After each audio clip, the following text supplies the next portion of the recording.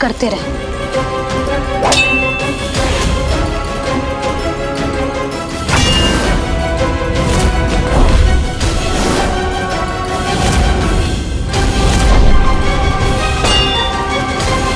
फिर क्या हुआ मैया?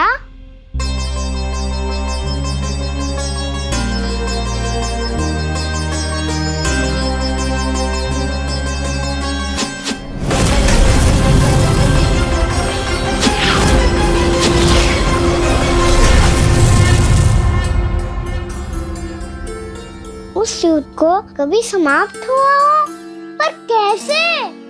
शीघ्र ही वो राक्षस थक गौ लल्ला।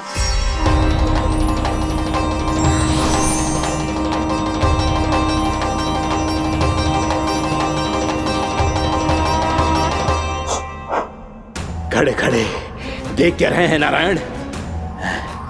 आक्रमण कीजिए,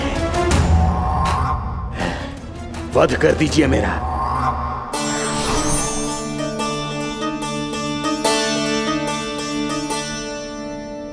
मैं तुम्हारी वीरता से प्रभावित हूं,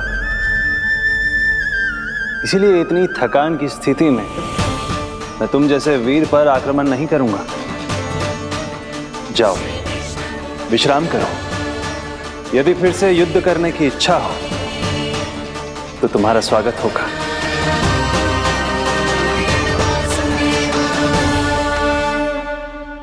जे कह के श्री नारायण बद्रिका आश्रम चले गए और वहां हिमवत नाम की एक कंदरा में ध्यान लगा के बैठ गए। उधर वो राक्षस विश्राम करने लगो। अनेकों दिन बीत गए और अब वो राक्षस मूरा फिर से स्वस्थ होके बलवान हो गया था। उसने अपनी सारी शक्ति फिर से प्राप्त कर ली थी। श्री नारायण ने उस पर दया करी थी, पर वो फिर से श्री नारायण को छलने को तैयार होगा।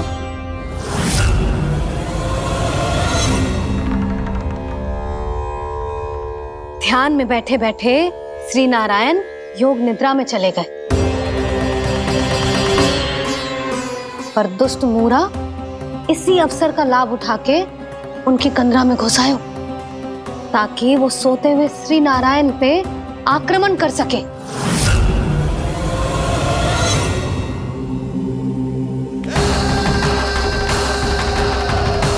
आज इस लंबे युद्ध को जीतकर अपने इस अंतिम शत्रु का भी अंत कर दूंगा मैं।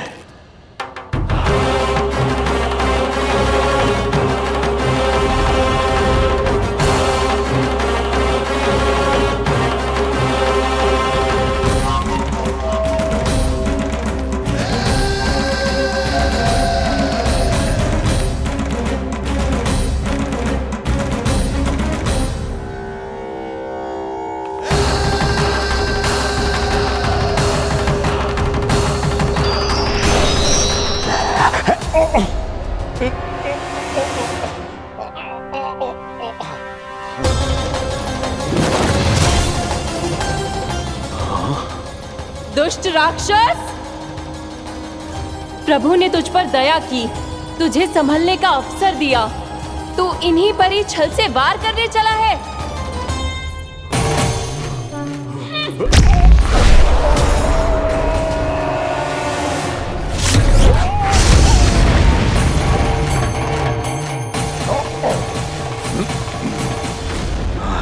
मैं अजय हूँ, मुझे कोई पराजित नहीं कर सकता। ब्रह्मा का वरदान है मुझे।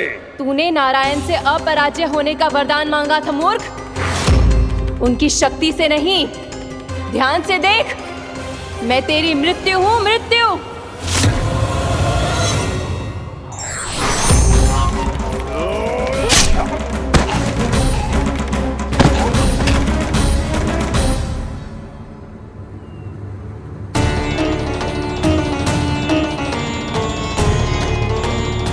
वो देवी कौन थी छोटी माँ? और कौन बलराम, वही तो थी देवी एकादशी।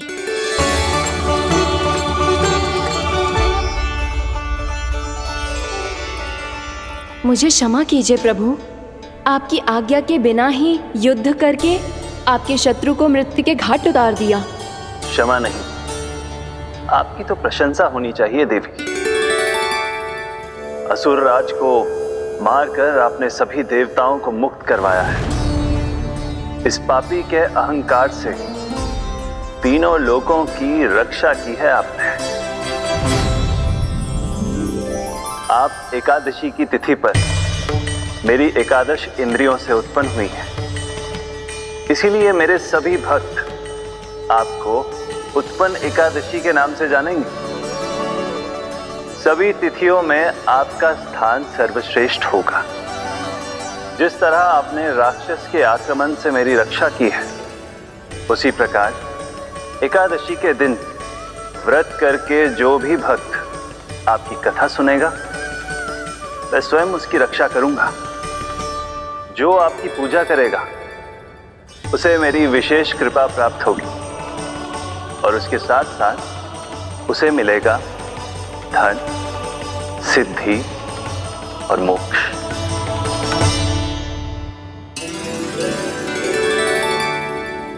इसीलिए आज के दिन व्रत रखने का बहुत अधिक महत्व होता है।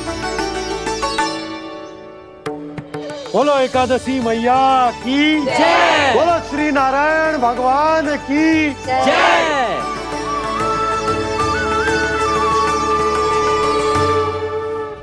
प्रभु की कृपा से एकादशी का महत्व भी पता चल गो और मेरा व्रत भी सफल होगा। अभी नहीं भूला राम, एकादशी का व्रत पूरी तरह तभी सफल होता है जब द्वादशी के दिन उसे पूरा किया जाता है।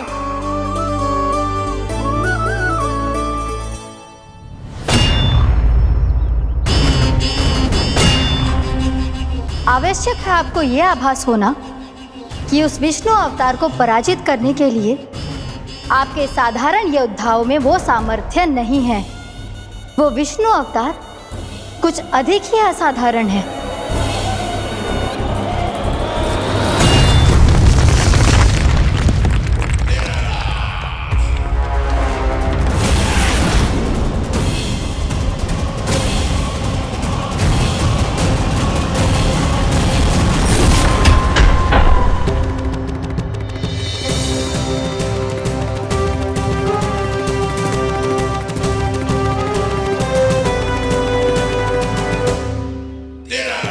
अब मैं दिखाऊंगा उस विष्णु अवतार को असाधारण शत्रु क्या होता है।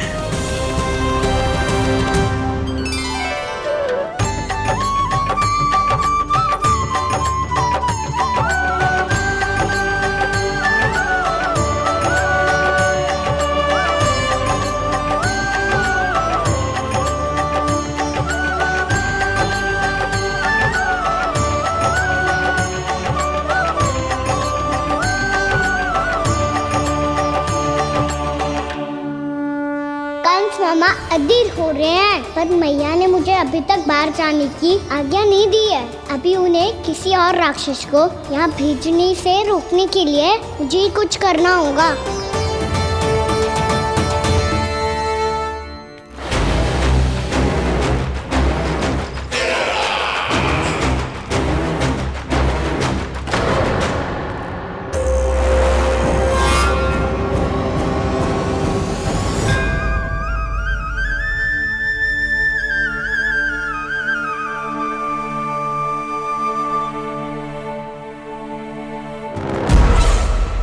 कौन हो तुम? बचपन से ही मुझे मारने का सपना देख रहे हैं, सिर्फ मुझे ही नहीं पहचानते।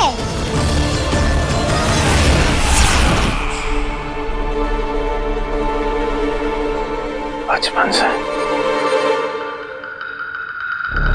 विष्णु अवतार। कोई कान्हा बुलाता है तो कोई मुरलीधर पुकारता है, कोई माखन चोर कहता है, कोई कहता है चिच्चोर। पर विष्णु अवतार इस नाम से तो बस आप ही मुझे बुलाते हो मामा जी। इतना साहस, ये तो यहाँ आ गया है।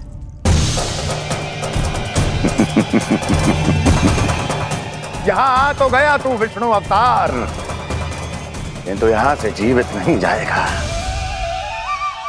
तेरे इस शीश को तेरे धड़ से अलग कर दूंगा मैं।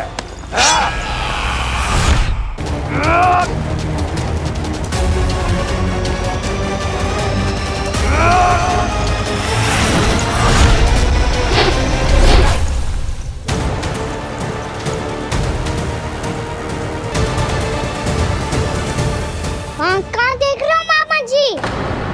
मैं तैयार हूँ।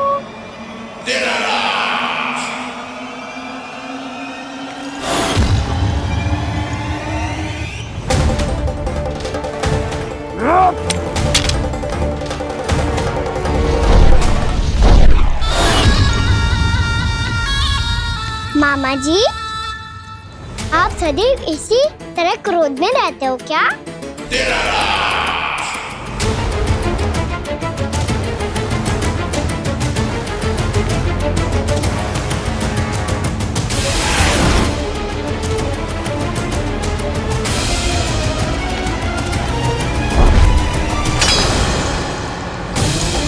छोड़, छोड़ मेरी तलवार को। छोड़ो तो तब जब पकड़ा हूँ।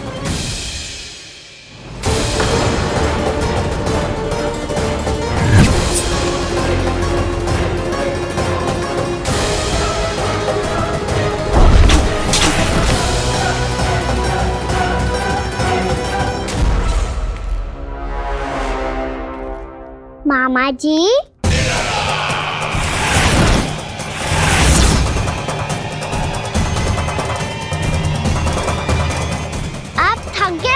थोड़ा विश्राम कर लो। आपका तो पता नहीं, मैं अवश्य थक गया हूँ।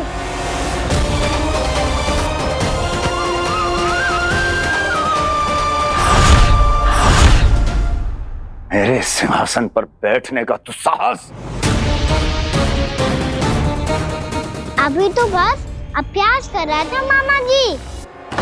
भविष्य में मुझे तो बैठना है यहाँ। आपने बल प्रयोग करके से अपने पिताजी से छीना था। मैं आपसे छीन लूंगा। जो छल और बल से लिया जाए वो अधिक समय तक टिकता नहीं है मामा जी।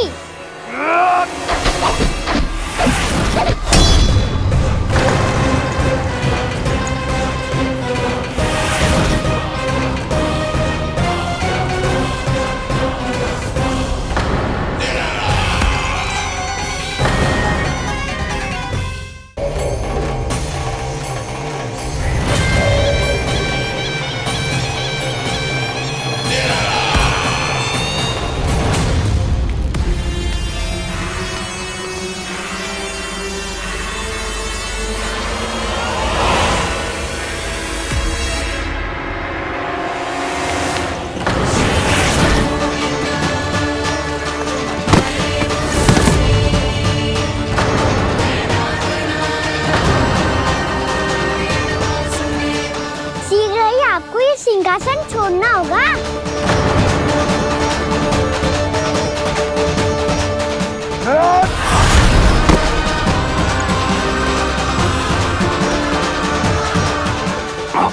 वो मेरा सिंहासन छीनना चाहता। वो आ रहा है, वो आ रहा है। सैनिकों, दुर्जन, बंद कर दो सभी द्वार और झरोखे, सबके सब। इसकी हर संभावना पर इतना कड़ा पहरा बिठा दो कि ना तो कोई महल के भीतर आ सके, ना कोई बाहर जा सके। मुझे महल की चप्पे चप्पे की सूचना चाहिए। जाओ।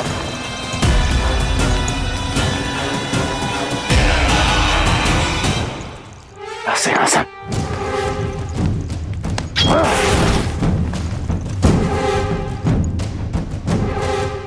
अब आ, दुष्ट मायावी, ए छलिया विष्णु अवतार, मैं कंस तेरी प्रतीक्षा कर रहा हूँ। देखता हूँ मेरे सिंहासन पर कैसे बैठता है तू। मुझे तो बस कुछ समय चाहिए था, वो मिल गया। अब करते रहिए आप प्रतीक्षा।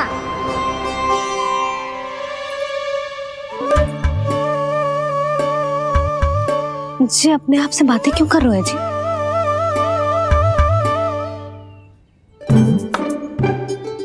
आप मुस्कुरा क्यों रहे हो? ना कछु ना। बताओ क्यों मुस्कुरा रहे हो?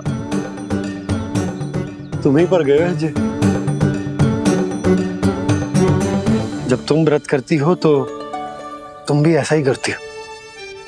इसी प्रकार भूख अधिक लगने पर अपना ध्यान भटकाने के लिए स्वयं से ही बड़बड़ाती रहती।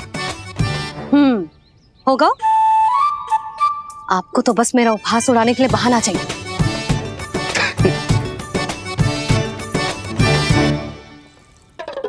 लल्ला, भूख लगी है? ना मैया, व्रत करे तो भूख कैसे लगेगी?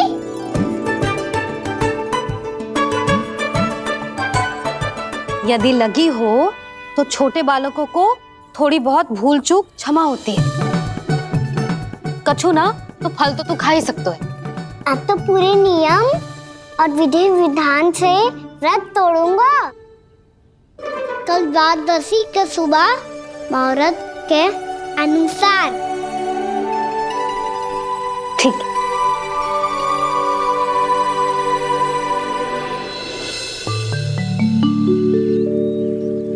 लल्ला, एकादशी समाप्त हो गई है, द्वादशी लग गई है।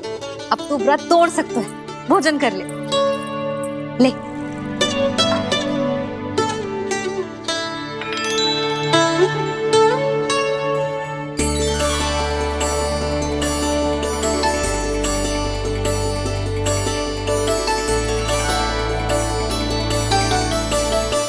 आज तो कार्य कर लीजिएगा। मैं ना चाहती कि सब गांव वाले फिर से आपका उपहास उड़ाएं। अरे, इसी क्षण कार्य आरंभ करना आवश्यक ना है। कुछ खा तो लो। कल भी पूरे दिन व्रत में रहे, अब तो कुछ खा लो। ना ना, अभी बिल्कुल भूख ना है। और हाँ भगवान, तुम्हें चिंता करने की आवश्यकता नहीं है। आज मैं किसी को भी 2 शब्द कहने का अवसर नहीं दूंगा। अरे, कुछ खाओगे पियोगे नहीं तो कैसे रहोगे?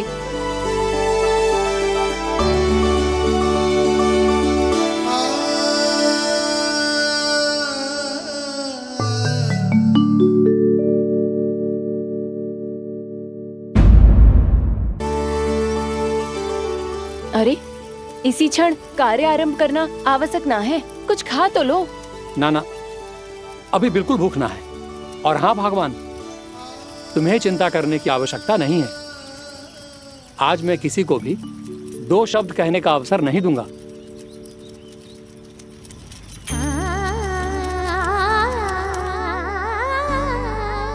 ठहर, मैं तेरे लिए मट्ठा लेके आती हूँ।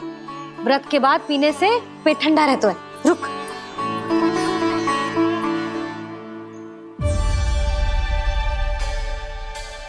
भक्तों ने अभी तक व्रत नहीं तोड़ा है, मैं कैसे तोड़ लूं? भूख कहाँ से होगी?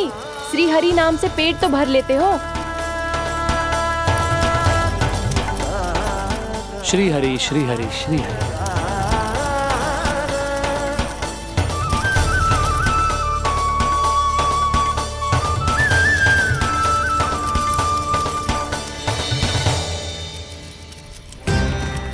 हरि हरि प्रभु हरि, हरि हरि प्रभु हरि, हरि हरि प्रभु हरि, हरि हरि प्रभु हरि। कल से अन्न का एक दाना ना गो है पेट में। अब क्या व्रत तुड़वाने भी आपके प्रभु ही आएंगे? अब क्या व्रत तुड़वाने भी आपके प्रभु ही आएंगे? मैया,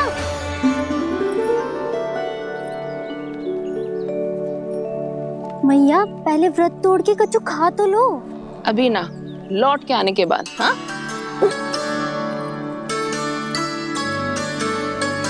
बलराम, ठहरो पुत्र, पहले कुछ खा लो। व्रत तोड़ना आवश्यक होता है। मैया ने एकादशी का महत्व बताया। लगता है मुझे सबको द्वादशी पर व्रत तोड़ने समाप्त करने का महत्व बताना होगा। हरि हरि हरि हरि हरि, मेरे हरि।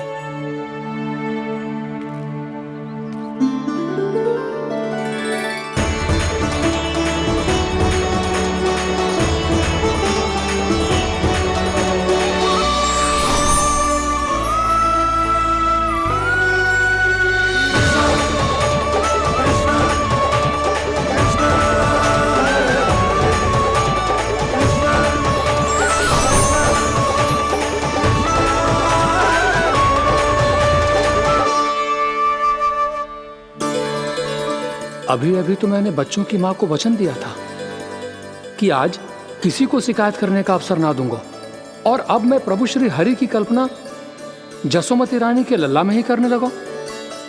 ना ना, ये ठीक ना है।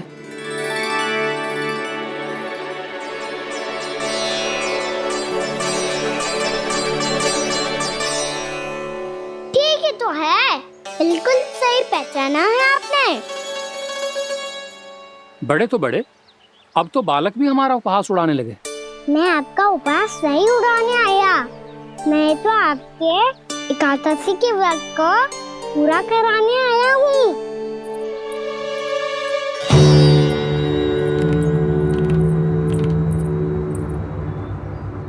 कान्हा,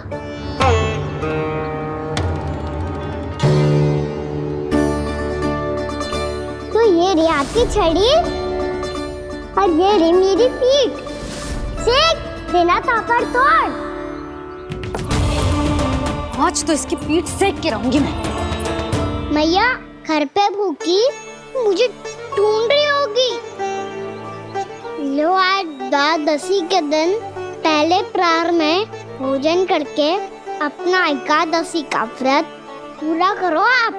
धन्यवाद राजकुमार, पर अभी हमें भूख नहीं है, बहुत सारा काम पड़ा है, और अभी थोड़ी ही देर में शंकरी बहन भी अपनी मटकी लेने आती होंगी।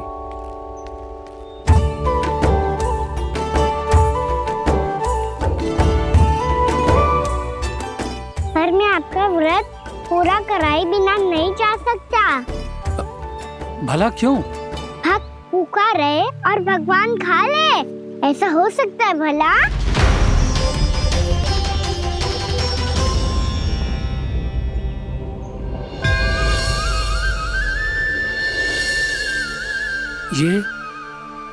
ये कैसा भ्रम हो रहा है मुझे लगता है अपना काम करना चाहिए।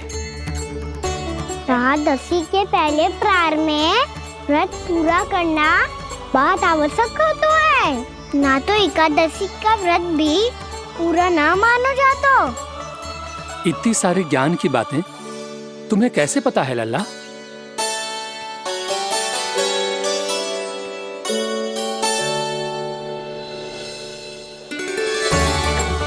जैसे एकादशी की कथा होती है, वैसे द्वादशी की महिमा भी एक बहुत महत्वपूर्ण कथा है।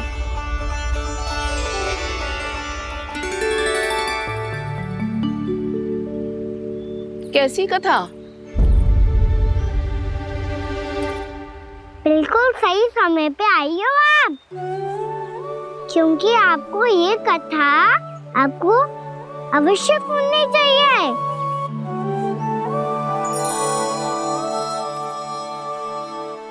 मुझे क्यों?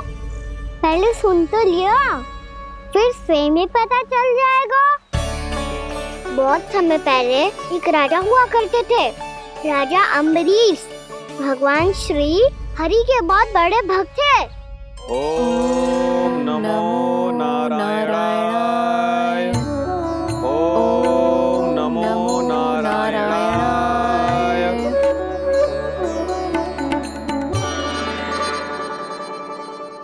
नेक पुण्य के काम करते थे वो।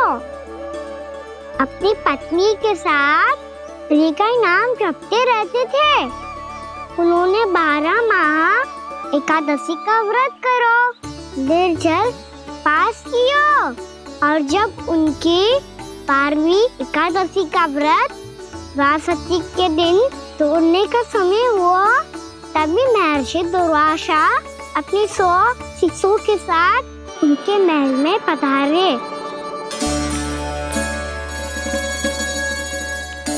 प्रणाम स्वीकार करें महर्षि।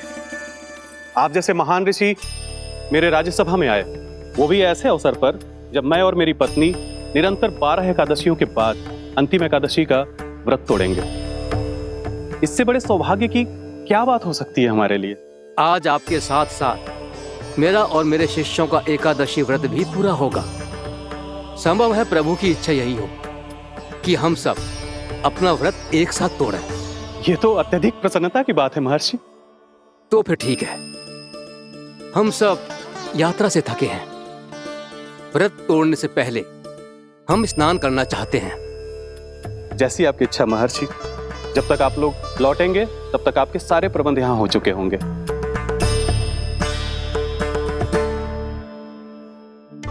महर्षि दुर्वासा स्नान करने गए थे, पर उन्हें लौटने में विलंब हो रहा था और इधर द्वादशी पर व्रत पूरा करने का मुहूर्त बीता जा रहा था। महाराज अमरीश बड़ी विरगता के साथ महर्षि दुर्वासा के लौटने की प्रतीक्षा कर रहे थे। महाराज, व्रत तोड़ने का मुहूर्त बीता जा रहा है, बस कुछ ही समय बचा है।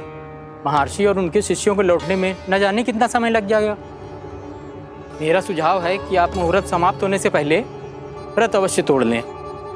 गुरुदेव, हमने महर्षि दुर्वासा को वचन दिया है कि जब तक वो लौटेंगे नहीं तब तक हम व्रत नहीं तोड़ेंगे। इसीलिए मैं उनके लौटने के बाद ही भोजन ग्रहण करूंगा। पर महाराज, मुहूर्त यदि बीत गया और समय रहते हुए नहीं आए तो महाराज आपका व्रत पूरा नहीं होगा। महाराज, आपको उसका फल नहीं मिलेगा। महाराज, 12 एकादशियों का व्रत व्यर्थ चला जाएगा। किंतु गुरुदेव, यदि मैंने भोजन कर लिया तो ये तो अतिथियों का अपमान होगा। आप उचित कह रहे हैं महाराज, भोजन के लिए उनकी प्रतीक्षा अवश्य कीजिए महाराज। पर मुहूर्त रहते हुए एक तुलसी का पत्ता और जल ग्रहण कर लीजिए। इससे आपका व्रत भी पूरा हो जाएगा और अतिथि का मान भी रह जाएगा। आपका सुझाव अच्छा है गुरुदेव।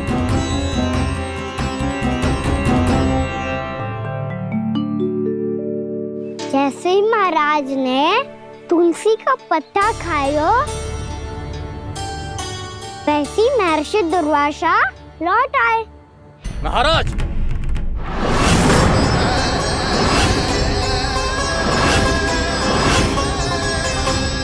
महाराज को उपास तोड़ते देखते बहुत क्रोधित हो गए।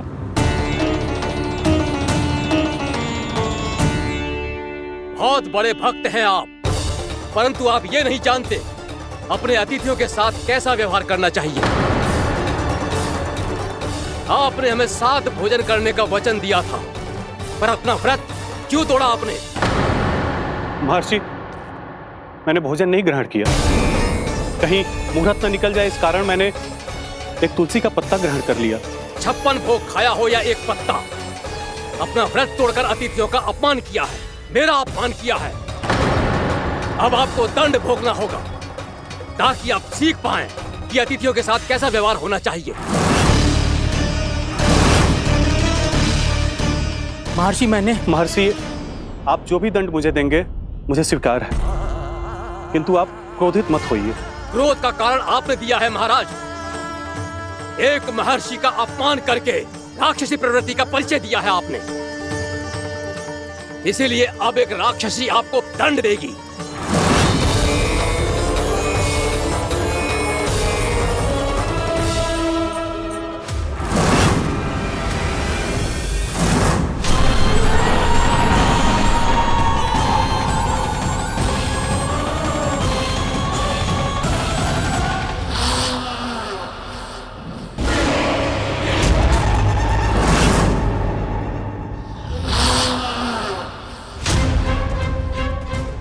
हे प्रभु, यदि मैंने सच में महर्षि का अपमान करने की भूल की हो तो मैं उसका परिणाम भोगने के लिए प्रस्तुत हूं।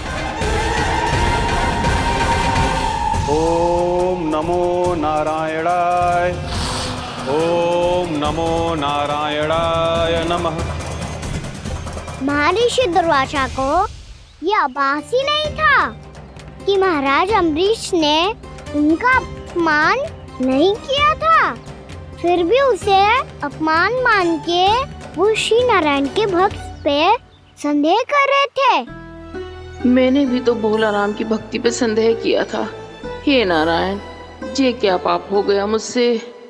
संदेह किसी अपमान से कम ना हो तो, और भगवान सब सह सकते हैं, पर उनके प्रिय भक्तों का अपमान सहन ना कर सकते।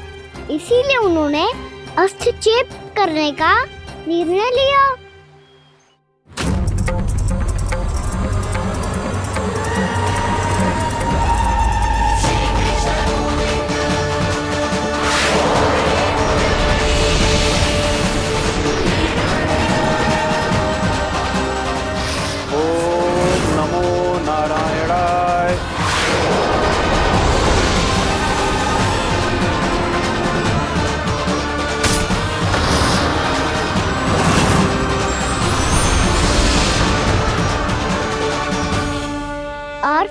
भगवान का वो सुदर्शन चक्र महर्षि दुर्वासा के पीछे पड़ गया। ये चक्र तो मेरी ओर बढ़ रहा है। ओम नमो नारायणाय। ये कैसे संभव हो सकता है? कोई रोको इसे, कोई रोको इसे।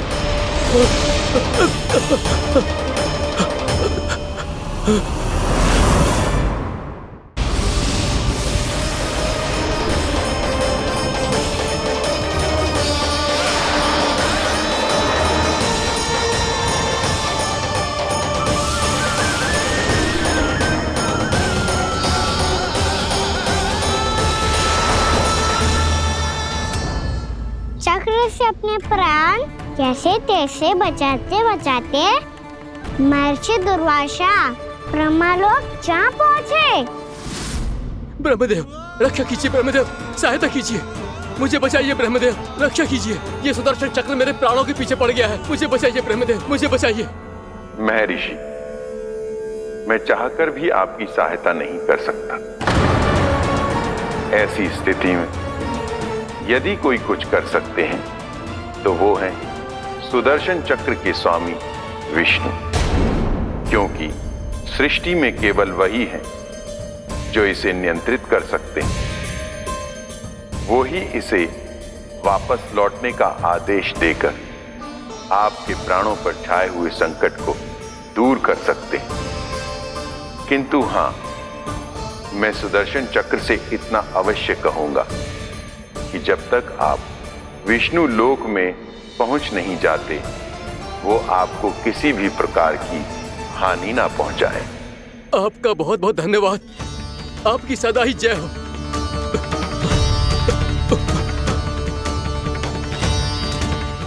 फिर क्या था? भागते भागते महर्षि दुर्वासा सीधे भगवान श्री हरि के शरण में बैकुंठ पहुंच गए। त्राहिमाम प्रभु, त्राहिमाम, मुझे बचाइए, मेरी सहायता कीजिए प्रभु, मेरी सहायता कीजिए। मैं आपके इस चक्र और ऊर्जा से नहीं भाग सकता प्रभु, कृपया करके अपने सुदर्शन को रोकिए, इसे वापस लीजिए प्रभु। यह असंभव है महर्षि। एक बार सुदर्शन चक्र मेरे हाथों से छूट जाए तो अपना उद्देश्य पूरा किए बिना, मेरे भक्तों की रक्षा किए बिना वापस नहीं लौटता। कोई तो उपाय होगा प्रभु, कृपया करके मेरे प्राण बचाइए प्रभु। मैं सुदर्शन की ऊर्जा से जलकर भस्म नहीं होना चाहता प्रभु। आप जो कहेंगे मैं करूंगा प्रभु, मेरी सहायता कीजिए प्रभु, मेरी सहायता कीजिए। उपाय है, किंतु मुझे नहीं लगता कि आप वो कर पाएंगे। मैं अवश्य करूंगा, मैं अपनी प्राण रक्षा के लिए कुछ भी करूंगा प्रभु। आपने मेरे भक्त राजा अम्बरीश को भक्ति का कर्तव्य निभाने के लिए अपमानित और दंडित किया है महर्षि, पर भक्त की रक्षा करना भगवान का कर्तव्य है। इसलिए यदि आप भक्त राजा अम्बरीश के पास जाकर क्षमा याचना करें और यदि वो आपको क्षमा कर दे तो ही ये चक्र आपके प्राण लिए बिना लौट सकता है। अन्यथा आप तो जानते हैं महर्षि, मेरे भक्त का अपमान मेरा अपमान। भक्त का अपमान भगवान के अपमान से कम ना हो तो है। महर्षि दुर्वासा को भी ये बात समझ आई और फिर उन्होंने महाराज अम्बरीश से क्षमा याचना की। महाराज महाराज महाराज महाराज महाराज, मुझे क्षमा करें महाराज, मुझसे बहुत बड़ी भूल हो गई महाराज, मुझसे बहुत बड़ी भूल हो गई महाराज। महर्षि, आप हमारे चरण छुए ये उचित नहीं। महाराज, महाराज अम्बरीश, आप नारायण के सच्चे भक्त हैं। मैंने आपको अपमानित किया, दंडित करने का प्रयास किया महाराज। इस अपराध के लिए मुझे क्षमा कीजिए महाराज, और इस सुदर्शन चक्र से मेरे प्राण बचाइए महाराज।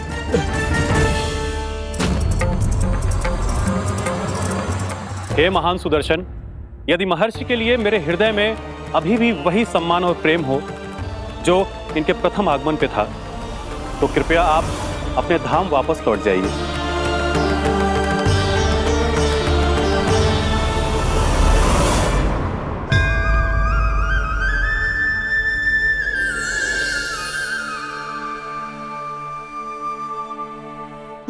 आपका बहुत बहुत धन्यवाद महाराज अम्बरीश। मैं आपको आशीर्वाद देता हूँ कि आप देवराज इंद्र के समान शक्तिशाली हों।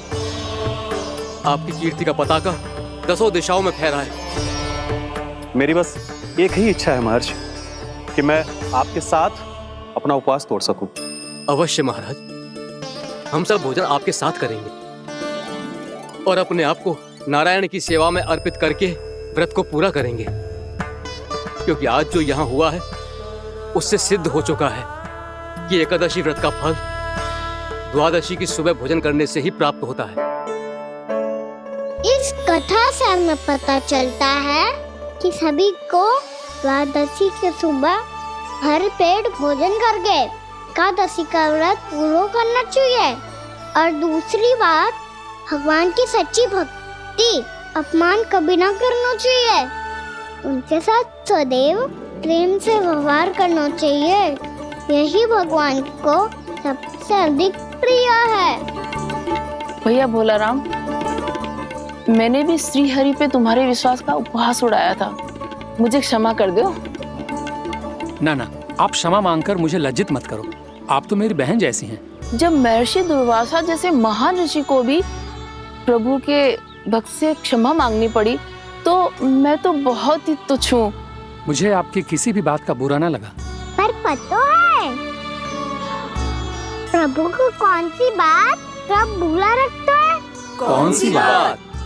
जब उनका भक्त भूखा रहे, समय पे अपना व्रत पूरा ना करे। और जैसा कि आप सभी ने अभी कथा से सीखो है, एकादशी के व्रत को द्वादशी की सुबह अवश्य पूरा करना चाहिए। अब आप जाओ, अपना व्रत पूरा करो।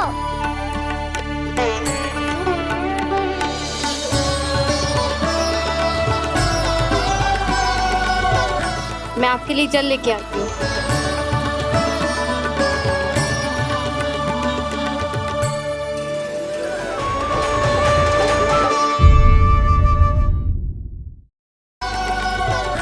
मैं आपके लिए जल लेके आती हूँ।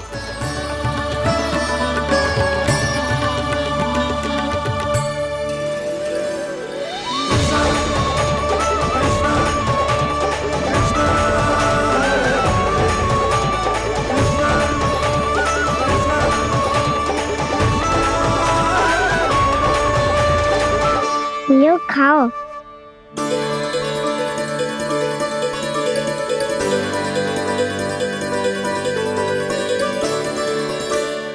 कान्हा,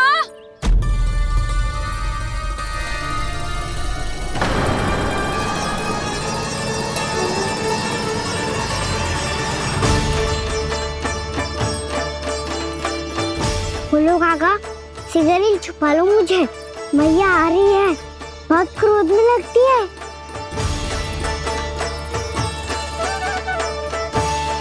आज तो बहुत दंड मिलेगा। अभी क्षण भर पहले तो ये साक्षात भगवान के रूप में बात कर रहे थे, और अब अचानक ही ऐसे बालक बन गए जो मैया से दंड मिलने के भय से व्याकुल हैं। बोला काका, किस सोच में पड़ गए? सिगरेट छुपा लो मुझे।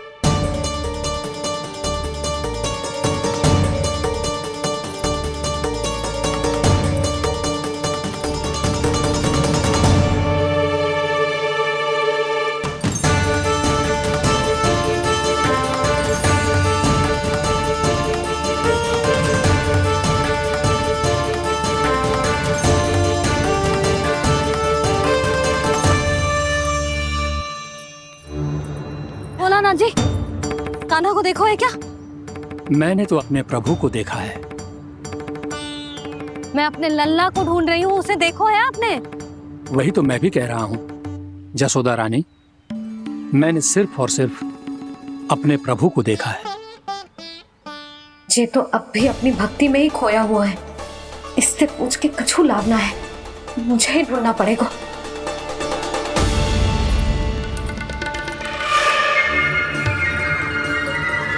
बच गए। संकरी मौसी, कान्हा को देखो है क्या कहीं?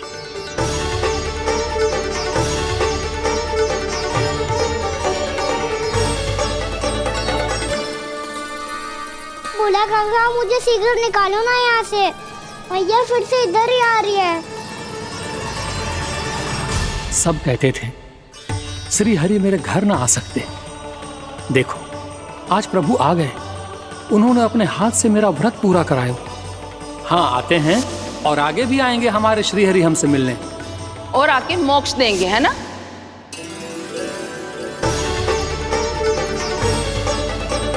शीघ्र निकालो ना भोला काका, मैया आ रही है। मैं ना निकालूं? क्यों? मेरा अर्थ है मैं निकालूंगा, अवश्य निकालूंगा, पर तब तक नहीं निकालूंगा जब तक आप मेरी सारी बातें मान नहीं लेते हैं।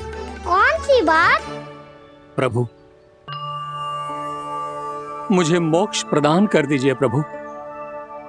तथास्तु। ना ना ना ना प्रभु, मेरे साथ साथ मेरे परिवार को भी मोक्ष दे दीजिए। तथास्तु। अब तो निकाल दो, मैया देख लेंगी। ना प्रभु, मेरे परिवार के साथ मुझसे जुड़ी हुई हर वस्तु, जीव जंतु, प्राणी, गाय बैल भैंस, सभी को मोक्ष प्रदान कर दीजिए प्रभु। तथास्तु। प्रभु आप सच में अद्भुत हैं।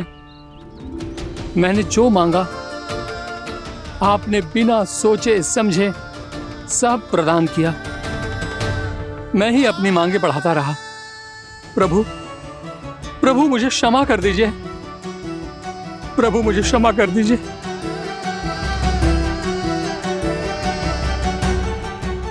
आइए प्रभु।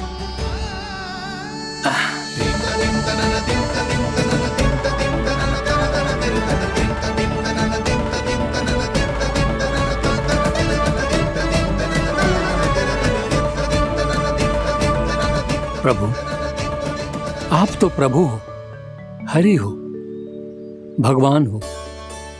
आप चाहते तो इस मटके से स्वयं निकलकर बाहर आ सकते थे, फिर मेरी आपने हर इच्छा क्यों पूरी की?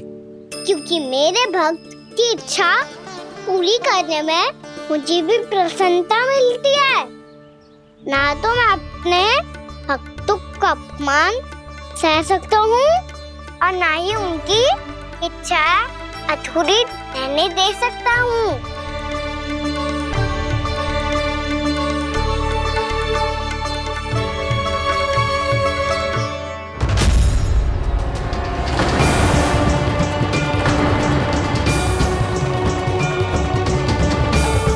क्या कही थी तूने? हाँ, कि तू फिर से छल ना करेगा। फिर मुझे बिना बताए घर से बाहर कैसे निकलो? क्षमा करना मैया, पर जो आपने सिखाया था मैंने तो उसी का ही पालन करो है। फिर से चतुराई कर रहे हो है ना? हाँ? आप ही ने तो कही थी ना, यदि कछु करने से किसी को हानि ना पहुंच रही हो या फिर किसी अच्छे कार्य में सहायता हो रही हो तो आज्ञा लेने की आवश्यकता ना होती। यदि तेरे कछु करने से किसी और की कोई हानि ना हो रही हो या किसी के अच्छे कार्य में सहायता हो रही हो तो मुझसे आज्ञा लेने की आवश्यकता ना है। तो किस अच्छे कार्य के लिए आया है यहाँ? द्वादशी के सुबह एकादशी का व्रत खोल के भोजन करा जाता है। ये बात ना तो भोला काका को पता थी, ना शंकरी मासी को और ना ही किसी और को। और तुझे पता थी? हाँ, मेरी मैया ने बहुत अच्छे से सिखाया है मुझे। जैसे कल तूने एकादशी कथा सुनाई थी ना, आज वैसे ही तेरे लल्ला ने सबको द्वादशी कथा सुनाई है। सच्ची यशोदा रानी जी, इसने तो हमारी आंखें ही खोल दी। और भाभी, सच तो ये है कि मुझे भी ना पता था कि ये इतना बड़ा ज्ञानी है और इतना अधिक समझदार।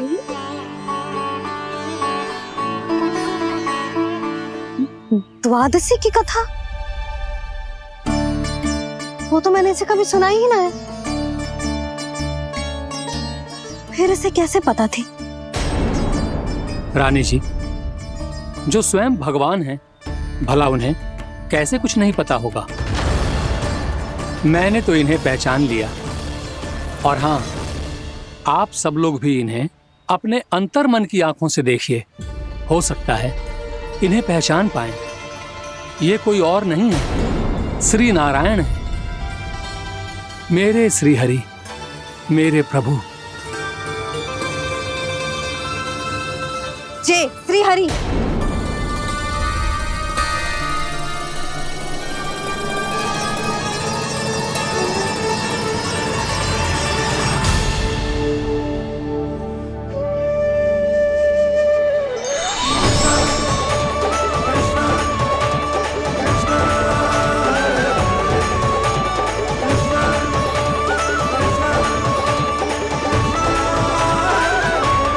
ये क्या कर दिया भोला?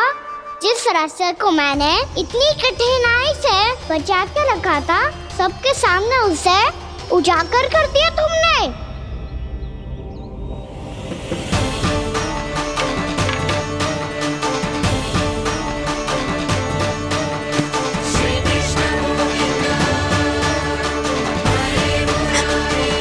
नारायण,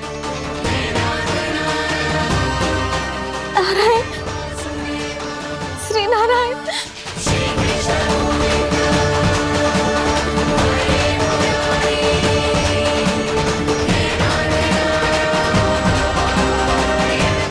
श्री नारायण।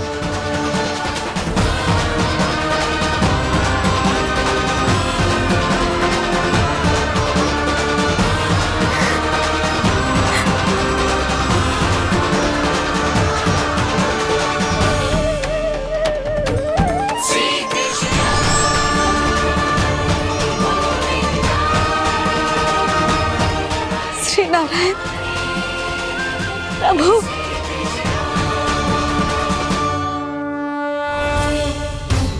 जिस रास्ते को इतने यत्न से संभाल के रखा था, आज वो सबके सामने खुल गया। और तो और मेरा भेद मैया को भी पता चल गया बाबा। सब कहते रहे पर मैंने एक न मानी। सबने कही थी कि आप भगवान हैं, पर मैं मूर्ख आपको पहचान ही ना पाई। कितनी अभागी हूं मैं।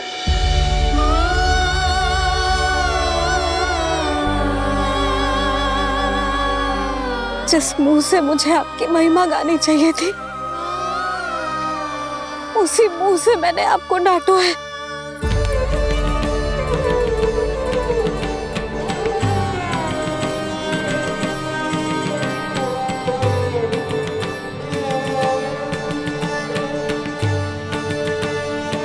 जिन हाथों से मुझे आपके चरण छूने चाहिए थे, उन हाथों से मैंने आपके कान पकड़े।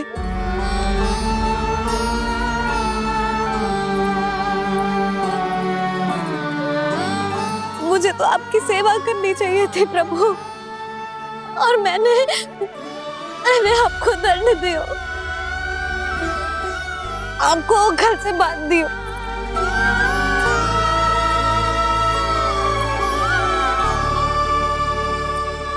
बावली हो गई थी प्रभु। अपने श्री नारायण को, अपने प्रभु को एक साधारण सा बालक समझ लियो मैंने। मैं आपके लिए भगवान नहीं हूँ मैया, साधारण बालक ही हूँ, बस आपका लल्ला। बुद्धि भ्रष्ट हो गई थी, भूल पर भूल करती चली गई। आज भी आपके पीछे पीछे छड़ी लेकर दौड़े चले आए।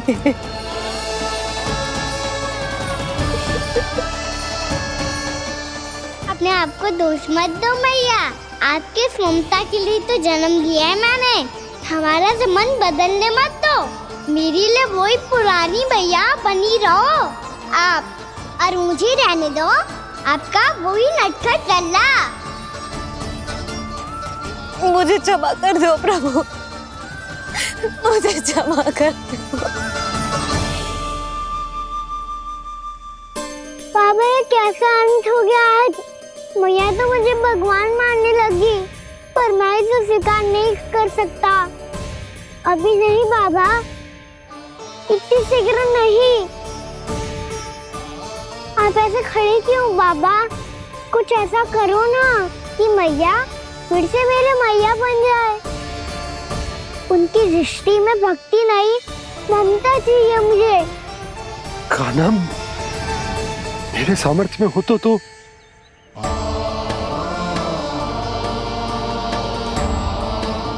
दाऊ, आप तो बड़े भाई हो, अपने छोटे भाई की सहायता करो ना, जिससे मैया सब कुछ भूल जाए। मैं क्या कर सकता हूँ कान्हा? कोई तो सहायता करो मेरी।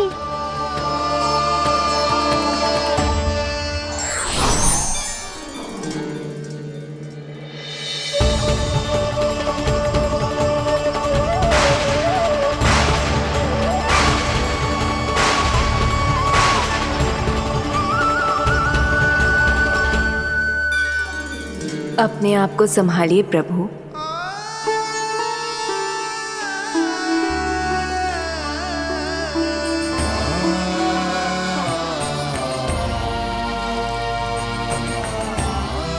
देखो ये क्या हो गया, भैया को सब पता चल गया। अभी तो मुझे मैया की ममता का शौक पूरी तरह मिला ही नहीं था। योग माया,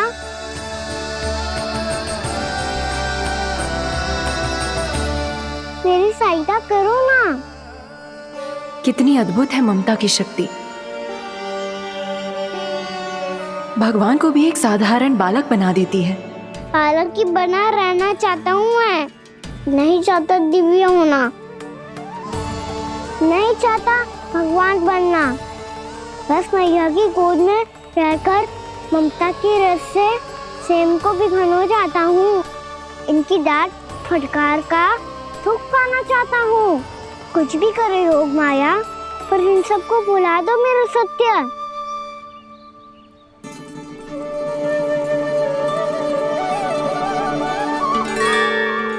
पर इन्हें तो मोक्ष का वरदान मिल गया है प्रभु, इसलिए इनके लिए समय की गति को लौटा पाना संभव नहीं होगा। प्रभु, अब मुझे ये सब भूलने की कोई आवश्यकता नहीं है। मुझसे जो त्रुटि हुई है अब वो दोबारा कभी नहीं होगी,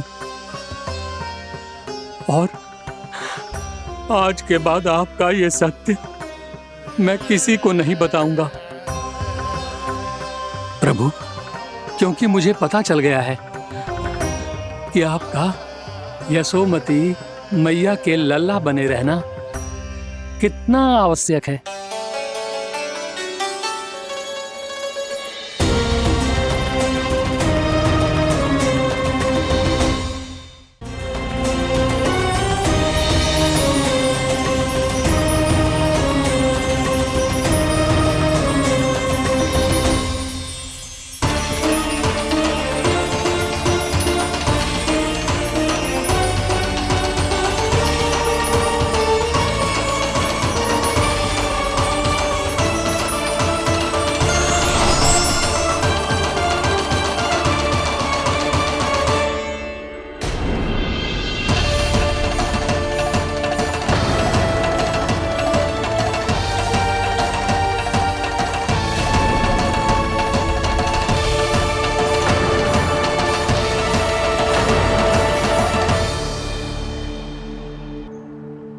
मैया आपकी छड़ी।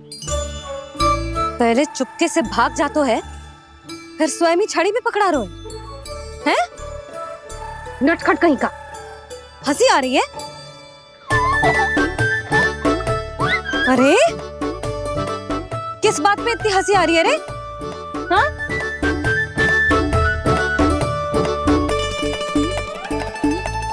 आपकी लीला अद्भुत है प्रभु, और अद्भुत है आपका मैया के प्रति प्रेम। हंसी ना है मैया, ये तो प्रसन्नता है, अपने मैया से मिल जाने की प्रसन्नता। अच्छा, ढूंढ मैं तुझे रही हूँ और तू कह रहे हो कि मैं मिल गई तुझे। तू घर चल लल्ला, अच्छे से पिटाई करूंगी तेरी।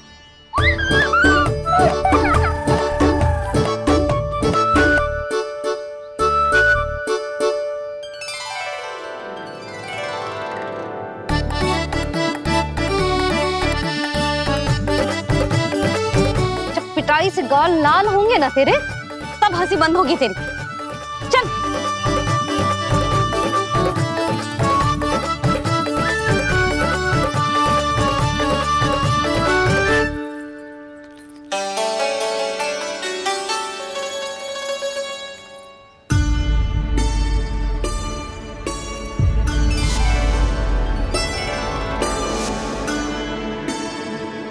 लगता है भैया की और चतन स्मृति वापस आ रही है।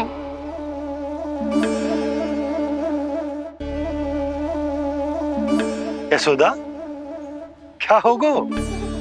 ना कछु ना। आपको बताऊंगी तो और हंसेंगे मुझ पे। बोल दो, मैं उपास ना उड़ाऊं, सच्ची। देखो देखो इसे कैसे हंस रहे हैं। मेरे हाथ में छड़ी है, मैया क्रोधित है, पर जे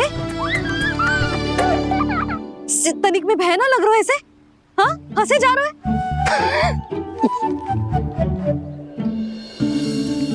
दोनों बाबा लल्ला एक जैसे हो। चल तू, चल चल। दाऊ, आप तो बड़े भाई हो, अपने छोटे भाई की सहायता करो ना, जिससे मैया सब कुछ भूल जाए।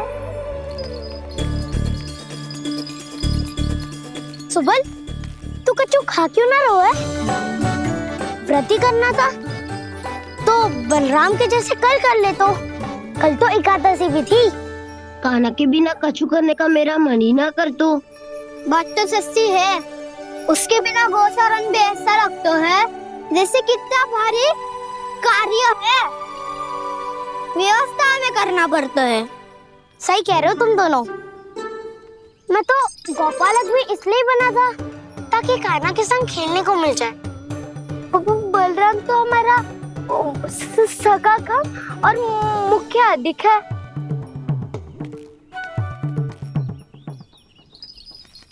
रुक जाओ, तुम सब कुछ देर विश्राम कर सकते हो।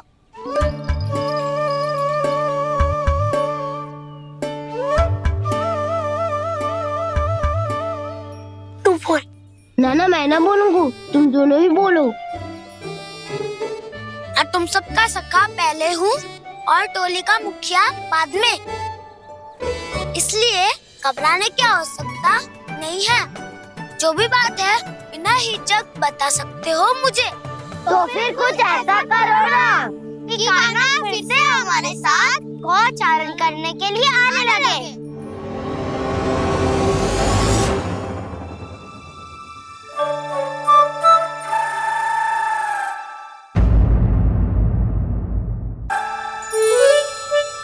बिना कछु बताए भाग गओ। ये भी ना सोचा तेरे बिना मैया बाबा व्रत कैसे तोड़ेंगे। देखो देखो अभी भी हंस रहा हूँ। क्या होगा ऐसे? रुक, प्रसाद लेके आती हूँ। क्षमा कर दो मैया, पर जैसा आपके लिए ना हूँ वैसे ही मेरे लिए मेरा भक्त, इसीलिए भोला राम का व्रत तोड़वाने जाना आवश्यक था।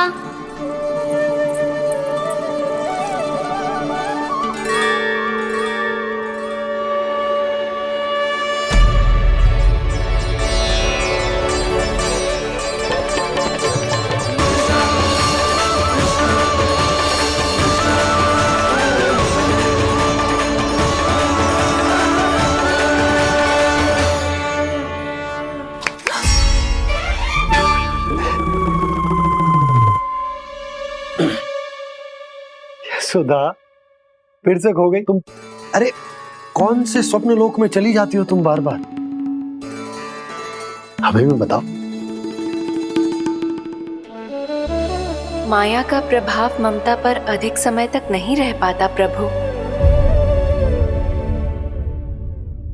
अरे बोलो ना यशोदा, क्या सोच रही थी?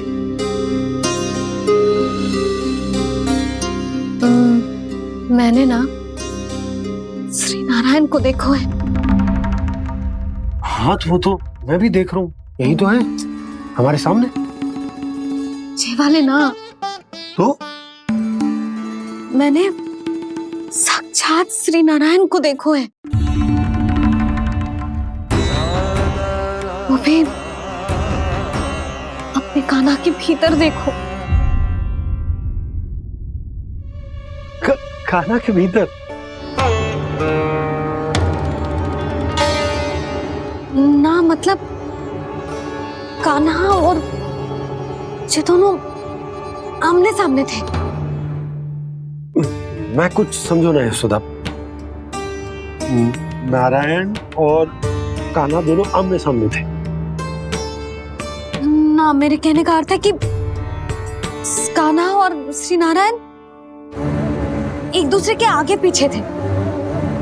अच्छा, तो मतलब श्री नारायण आगे थे और कान्हा पीछे था। पर अगर कान्हा पीछे था तो तुमने कैसे देखा? ओहो, कान्हा आगे था, श्री नारायण पीछे थे।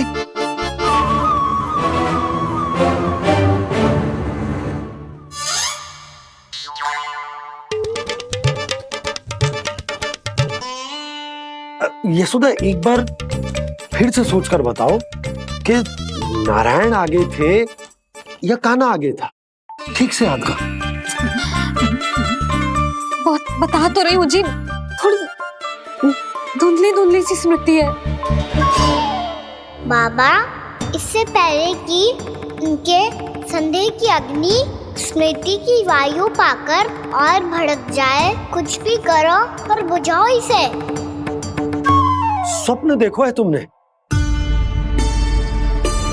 हाँ, संभव है स्वप्न ही था। पर यदि स्वप्न था तो सुबह सुबह उठते ही उसकी स्मृति क्यों ना आई? अब क्यों आ रही है उसकी स्मृति? और वो भी तब से जब से मैं भोलाराम के यहाँ से कान्हा को लेके आई हूँ। और जब मैं गई थी तो छड़ी मेरे हाथ में थी, पर फिर कान्हा ने मुझे छड़ी दी और मैं बैठी हुई थी। इस बीच कछु तो हुआ है। भैया की अचेतन स्मृति वापस आ रही है। अब मुझे ही कुछ करना होगा। मुझे लगता है जी, जब मैं वहाँ गई ना, भैया व्रत पूरा करने का सुबह मुहूर्त निकल जाएगा और अब तो भूख भी बहुत तीव्र लग रही है। हे नारायण, मैं तो भूल ही गई कि लल्ला भी तो कल से भूखा है।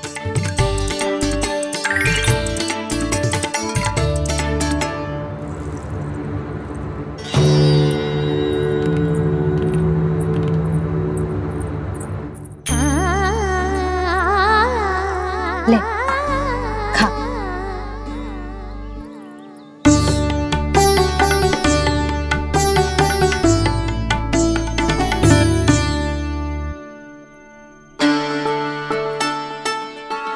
संतान की चिंता में सब कुछ भुला दे, ऐसी ही होती है ममता। और कान्हा को अच्छे से पता है कि इसको लाभ कैसे उठाना है। हाँ बाबा, लाभ ना, मैं तो मैया की ममता का आनंद उठाना चाहता हूँ, जितना संभव है उससे भी अधिक।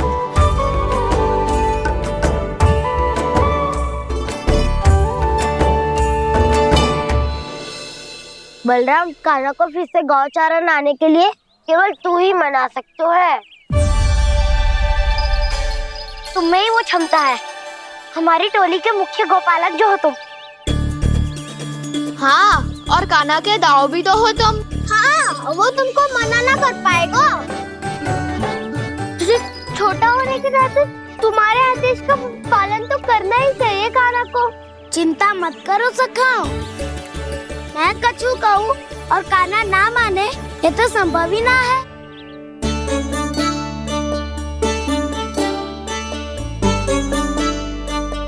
आज जो हुआ ना जाने और कितने समय तक मेरा सत्य आपसे छिपा रह पाएगा, इसीलिए आपसे अधिक समय मैं आपके साथ ही बिताऊंगा।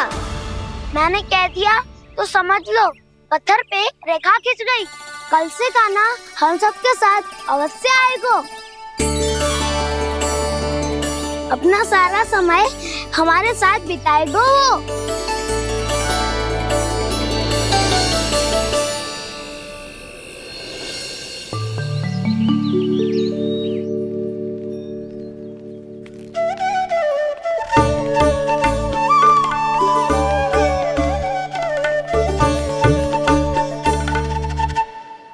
अभी तक तैयार नहीं हुए? तैयार? गौचारण के लिए चलना है ना, तुम्हें लेने आया हूँ। नाना दाऊ, मैं ना चल सकता, मुझे आज्ञा ना है। वो तो माखन चोरी के लिए भी नहीं थी। उस दिन जो वक्कासुर के सामने चले गए थे तुम, तभी तो नहीं थी आज्ञा। इसलिए आज्ञा का बहाना मत ही बनाओगा ना। बहाना नहीं दाऊ, मैं तो सच्ची कह रहा हूँ। मैया को फिर से दुखी ना कर सकते हो, और हम सबको दुखी कर सकते हो तुम। आज मैं तुम्हारी एक ना सुनूंगा का ना। घर पे रहते हुए कितने सप्ताह हो गए तुम्हें? तुम गोपालक हो का ना, गोपालन करना तुम्हारा दायित्व है। आज तुम्हें हमारे साथ चलना ही पड़ेगा। ना दाऊ, मैं ना चल पाऊंगा। बलराम, तुम तो कह रहे थे कि कान्हा तुम्हारी हर बात मानता है, पर इसने तो बड़े भाई का अनादर कर दिया। रुक जाओ कान्हा, सत्य बताओ, तुम छोटी माँ के कारण वन नहीं चल रहे हो, या अब तुम्हें हमारे साथ रहना ही अच्छा नहीं लगता? कहीं ऐसा तो नहीं गौचारण में तुम्हारी रुचि समाप्त हो गई हो? ना दाऊ, ऐसा कछु ना है। मुझे गौचारण की बात प्रिय है, और आप सबका साथ भी। तो फिर वन चलने में क्या समस्या है तुम्हें? अपने दाऊ की बात मान लो और चलो चुपचाप। मैंने सबको वचन दिया है कि तुम हम सबके साथ चलोगे। पर दाऊ, मैंने भैया को भी वचन दिया है कि मैं नहीं जाऊंगा। इसका अर्थ है कि मेरे वचन का कोई मूल नहीं है। मैं तुमसे बड़ा हूँ कान्हा, तुम्हें मेरी आज्ञा माननी चाहिए। मुझे भी तो वचन दिया था तुमने। दाऊ, आप समझ क्यों ना रहे? मैंने कहा ना, मैं नहीं जा सकता। रुक जाओ कान्हा।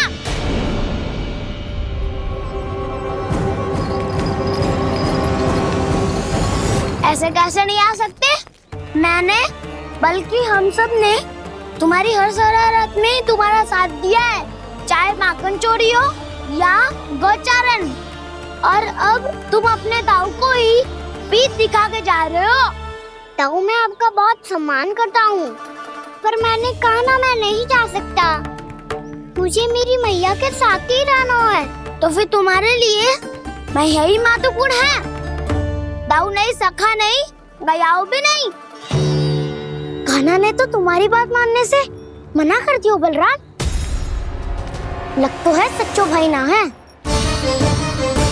जानते हो इससे क्या सिद्ध होता है कान्हा? कि तुम छोटी माँ के पुत्र नहीं हो, कि तुम छोटी माँ के पुत्र नहीं हो। दाऊ, ये क्या कह रहे हो आप? और नहीं तो क्या, तुम उनके वास्तविक पुत्र होते तो अपने दाऊ की आज्ञा कभी नहीं टालते। ऐसा मत ही कहो दाऊ, मैं अपनी मैया का ही लल्ला हूँ। मुझे तो लगता है छोटी माँ हाथ से ग्रह करके लाई है तुम्हें। अब ऐसा क्यों बोल रहे हो दाऊ? क्योंकि मैं वो सत्य देख रहा हूँ जो तुम नहीं देख पा रहे हो। छोटी माँ और छोटे पापा दोनों गोरे हैं, और तुम अपना रंग देख लो, स्वयं विचार कर लो। जी तो मैंने भी सोचा था, बस बोला नहीं। हाँ तो क्या हुआ, मेरी त्वचा का रंग अलग है, मैं उन्हीं का ही लल्ला हूँ। बस धूप में तुम सबके साथ इतना खेला हूँ कि मेरी त्वचा का रंग बदल को है। बड़बोली बात मत ही कर कान्हा, स्वयं को बचाने के लिए हम पर दोष लगा रहे है। सत्य तो ये है कि तेरी त्वचा सदैव से ऐसी थी कान्हा। लग तो है ये कि बलराम सही कह रहा है। इसका अर्थ है कि सस्ते में नन काका यशोदा काकी इसके हाथ से ग्रेप करके आए हैं। बालक हाथ में थोड़ी ना मिलता है। हमारे घर में जो बछड़ा है उसको तो मेरे बाबा हाथ से ही लाए थे, पर मुझे हाथ से कोई ना लायो है। मैं अपनी मैया का ही लल्ला हूँ, यशोमती मैया का नंदलाला ही हूँ मैं। तुम्हें वन चलना है तो चलो, या फिर मत चलो, पर छोटी माँ और छोटे बाबा का लल्ला होने का स्वांग करने की कोई आवश्यकता नहीं है।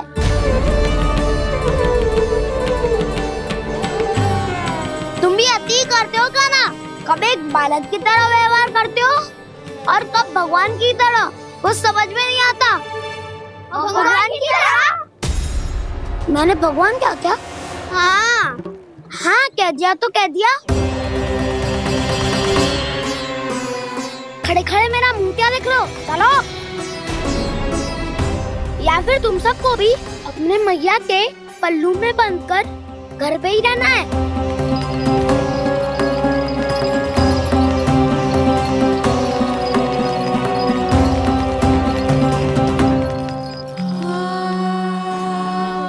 जानते हो इससे क्या सिद्ध होता है कान्हा? कि तुम छोटी माँ के पुत्र नहीं हो, कि तुम छोटी माँ के पुत्र नहीं हो।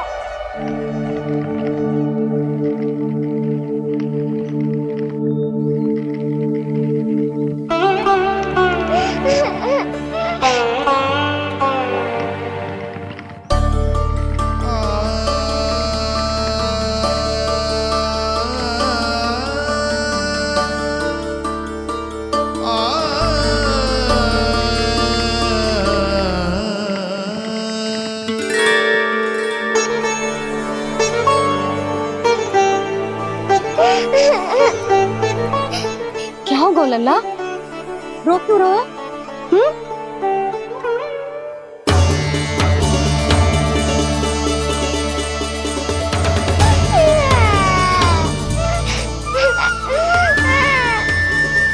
अरे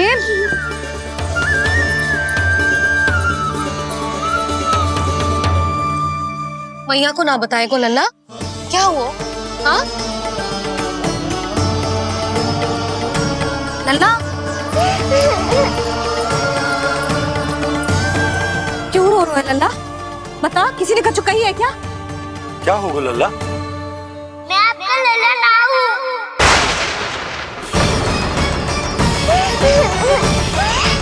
ऐसा क्यों कह रहे हो तू? क्या होगा? आपका भी लल्ला ना हूँ मैं।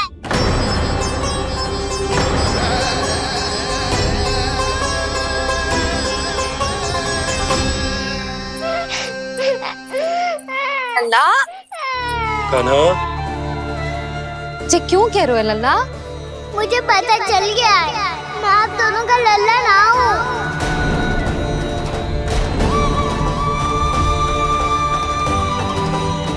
कुछ भी उल्टा सीधा बोल रहे हो, तू मेरा ही लल्ला है ना। आप मुझे हाथ से गिरा करके लाई हो।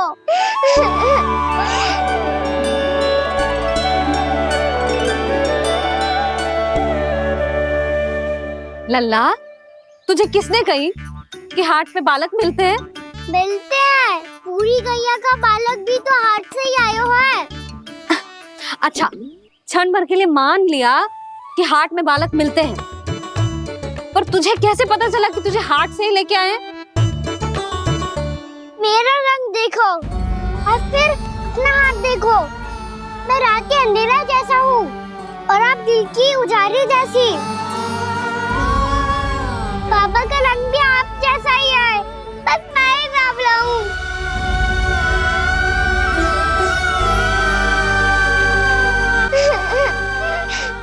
उससे क्या अंतर पड़ता है लल्ला? पर तो मैं तभी तो दाऊ अन्य सभी सखाओ ने ऐसा कहा। इस बात पर ध्यान मत ही दे। माँ की ममता और बाबा का स्नेह, इसका कोई रंग ना हो तो है लल्ला? तो फिर आप ही बताओ, भैया क्यों गोरी और मैं क्यों काला? हाट से आया क्रय होके, सुन हो गए कृष्ण धीर। मैया गोरी बाबा गोरे। लल्ला, मैं क्यों तू चल मेरे साथ, अभी सिद्ध हो जाएगा कि तू मेरा ही लल्ला है। चल।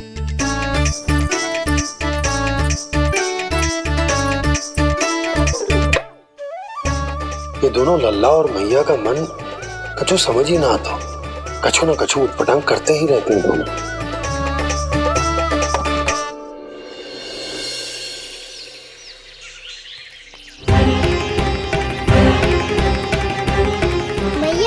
ले जा रही है मुझे? कहाँ और क्यों?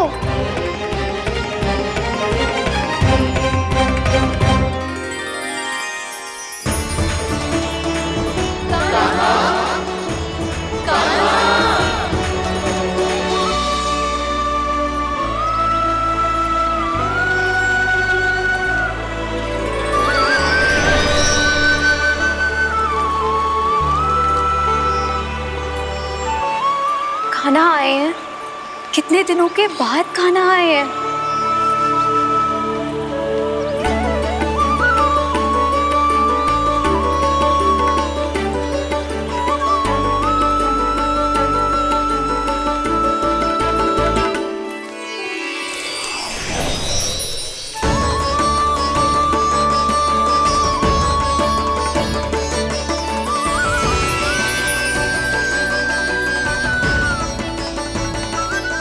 आंखें पथरा गई थी मार्ग देखते देखते।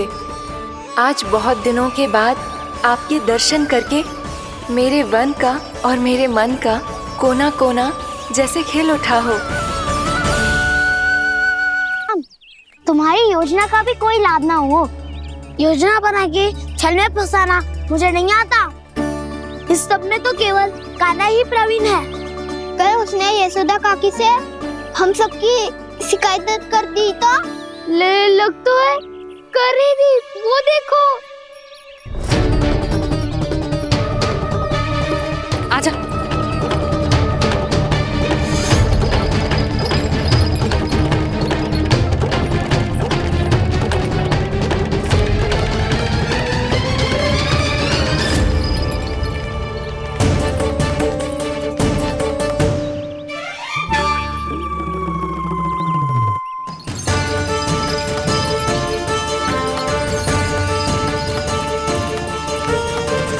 बलराम, बलराम,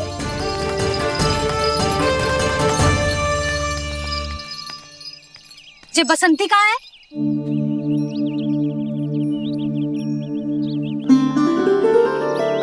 ये देख बसंती, हाँ, और उसका लल्ला वो गोपी। उन दोनों की त्वचा का रंग एक सा है? कान्हा, तू देख के बता, बसंती और उसके लल्ला का रंग एक सा है? और ये देख डमरू, इसका जन्म तो तेरे सामने हुआ था ना? हाँ, और उसकी मैया गोमती। इन दोनों की त्वचा का मिलान कर, एक सा रंग है?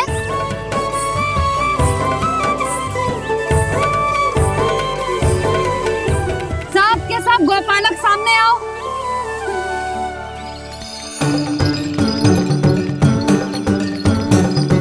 अब तुम सब भी देख के बताओ, दोनों की त्वचा एक जैसी है या रंग अलग अलग है?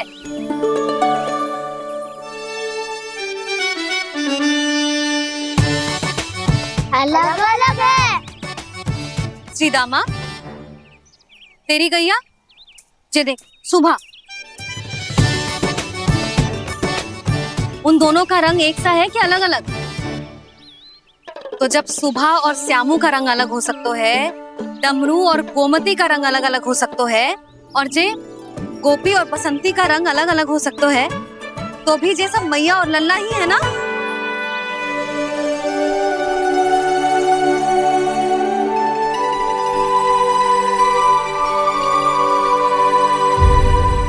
और लल्ला का रंग अलग अलग है तो हम मैया और लल्ला ना हो सकते?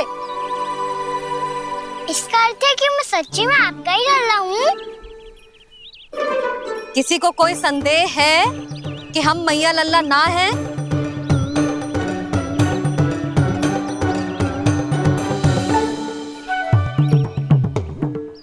कोई संदेह है? नहीं छोटी माँ, मुझे कोई संदेह नहीं है।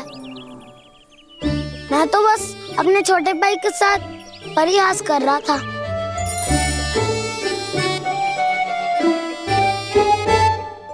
कान्हा, तू सदैव मेरा ही लल्ला था, मेरा ही लल्ला है और मेरा ही लल्ला रहेगा। समझ आई?